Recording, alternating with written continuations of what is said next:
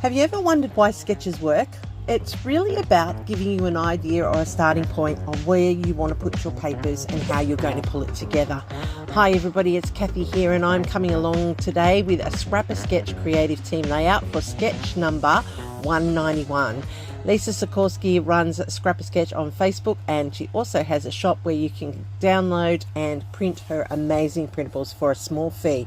And if you hang around right to the very end, I'll give you my discount code, so when you check out you'll be able to have that little discount to build up your stash. Today I am adding to my layouts for 2026 by completing this challenge. Now I am using some old stock that I've had sitting around for a while, and I decided that it's time to burn it. Obviously I bought it because I loved it, so now let's use it and stop hoarding it all. And that's my philosophy for 2026. Stop hoarding it. What about you? What are you deciding in your crafty world for 2026? Are you going to keep it, or are you going to use it? Or are you going to lose it? That's another option as well. So I have created a 1-inch frame with my cardstock, as you know I always do, and I have then put down that beautiful ombre turquoisey yellow background from Vivanella, and I am now using my Creative Memories circle cutter to cut out my circles that I want as the two pieces that were in the corners of the sketch. Now remember, sketches are a guide. They are not the absolute roadmap to everything you have to do on your page. They are the starting point. So I have cut out my two circle pieces, and I still have flowers on here that I want to use. So I'm going to go off screen and I will fussy cut those out, and I have, as you can see, to the top left. I now have got my inks here, and this one is called something Wilderness, can't remember it. Rustic Wilderness, sorry, I'm having a mental block there, and that is what I'm using on the inks here to go around the edges of my fussy cut, take the white off, and also just to blend it so that it matches naturally into the ombre on the back of the background as well. I have my two circle parts. Well, actually, I think they look like geotags the way they are at the moment. What do you think? They're actually circles, but I didn't cut them all the way through because I wanted the corners to be part of my corner, obviously. So, and I wanted to maximize my use of the paper, not minimize it. So they are going to fit in the top right and bottom left, and that is as per the sketch. Now, I do keep to this sketch, I do admit. It is pretty awesome, this sketch, really, to work with, and I'm sure if you go and check out the Facebook group, you're going to see some great interpretations. And don't forget, you can share your take on it as well. Now I'm going to trim down my photo. My photo is a 6x4. No, it's not. I'm telling you a story. It's a 5 by 3.5. It looks like a 6 by 4, but it's not. It's a 5 by 3.5, and I have put it onto the black, like my black frame. And I heard that someone say that the other day on a video, that your frame should match your matting of your photo. So I'm giving it a go. And then I have got some scrap to the side, which happens to be this color palette, thankfully. And so I'm cutting out two exactly the same as the photos to bring in behind it. So that's going to give it a layered effect, just as the sketch had as well. And it's really important that when you mix your patterns, because I know a lot of people are afraid to do that, but when you mix your patterns from different packs, as long as the color palette is the same, it generally mixes nicely, I find. I've always just gone by the color. I don't always buy packs of paper or full packs of embellishments. I always just rely on my color palette to guide me in my decision making, and I find that that helps quite a lot. So I'm just layering it up off to either side. It's creating that depth for you and allows you to follow. I put the yellow down with the bottom yellow corner, and I've put the turquoise into the top. Now I'm going to put in this landing strip area at the top for the embellishments and the title. It's always important that your embellishments have a place of anchorage, I think. Otherwise they just sit there and they look a little bit silly. So be a little bit mindful when you're doing your embellishments and think about that. Maybe if you're thinking it's not looking right, or you feel like you're never happy with your embellishments, perhaps putting in an anchor point like some banners or some fishtail strips or some labels allows you to have that anchor point that gives your embellishments a place to sit.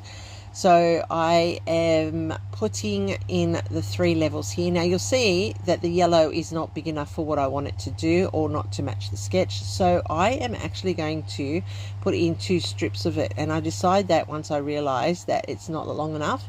I trim it down to the right size, which is 1 1/4 by the way, and I'm just inking it up, and then I can overlap it. Because it is that Swiss dot basil, I can use it and it doesn't look out of place. It will actually blend beautifully, and you won't even know, particularly once I put the embellishments in place, that there is a join. So I'm going to layer up some flowers here, and then I'm going to put that strip in, and that strip is going to be for my title and for journaling as per Lisa's sketch. As I said, I know for a fact Mel has done this one, so you might want to go and check out Mel on Mel W Scrapping. She's also done a great interpretation of this sketch. You will go to the Facebook group and there will be lots more, so please make sure that you check out www.scrapasketch.com for all the printables, stencils, and her books. Unreal. You really want it. And for the exclusive sketches, the ones that don't make it to the group on Facebook, I'll put all the links down below so you can go and check them out. They are really good, and Lisa does provide us with a lot of variety to work with. So I'm just layering up my fussy cut flowers that you saw that I took from the leftover papers, and I'm putting them down here in the bottom corner as per the sketch. But mine are a little bit more in depth, and this is where you get to make things yours. You can make it as minimalist as you like, or you can bulk it up like I am doing now. And I'm just going to add some foam tape in here, or foam dots, just to give it that little bit of dimension and depth, and then that allows me to tuck things in and around the layout. Now you will see that at the moment I am just playing with it and building it up and using up that foliage to extend and grow the height and the width of that cluster. I'm still not 100% happy with it. I'm finding that it's not bulked up enough. I'm looking at the same at the top. I still have a couple of flowers I could put onto the layout, and I went away and I found my title as well. That's why I cut away just there for a second, because I knew I had a title somewhere that I wanted to use, and I just had to go get it. And it says, "Don't be afraid to fail, be afraid not to try." And that is so true for my daughter, who is down in that photo. She doubts herself so much. She is on the spectrum, very high functioning. You know, you wouldn't know if you would with her for a short period of time. It's only over a long period of time that you pick up her tendencies. But she's becoming more and more conscious of it as she gets older, and she tries so hard to you know, overcome the barrier. And you know, but she does get a little bit scared to have a go at something new. And so this is what a little reminder to her that, you know, it's okay to fail. Failure is learning, but it's not okay to not have a go. And that's what I've always instilled in my children. I don't mind if they don't succeed at the very top, as long as they have a go. And it's very important in today's society, with winners always as the main thing. I think it's very sad that we put that pressure on people. We now are at the finishing point of this sketch. You can see that I've added in those little tiny flowers there to build up that cluster, so that it had odd amount of flowers. You know, I'm into odds, always have been. I am using my black pen here to add in some faux stitching around that circle design, just to finish off the joins and make it look like it's part of the layout. I'm drawing in, using a ruler to do a straight line. Very unusual for me, but I am putting the border in with a straight line, and that's just adding that little bit of extra something to finish off the layout. And remember, I'm all about making sure that it looks finished. You don't have to, that's up to you. Each person is an individual.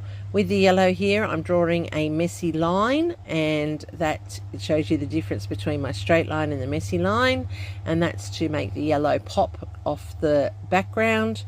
And I'm just writing my journaling in there at the top, and it's about my daughter and the street art that we saw. I'm just pointing out to her that you can do anything if you put your mind to it, and I was trying to teach her to be a little bit creative there and pretend, because that's a little bit of a hard task for someone of her abilities.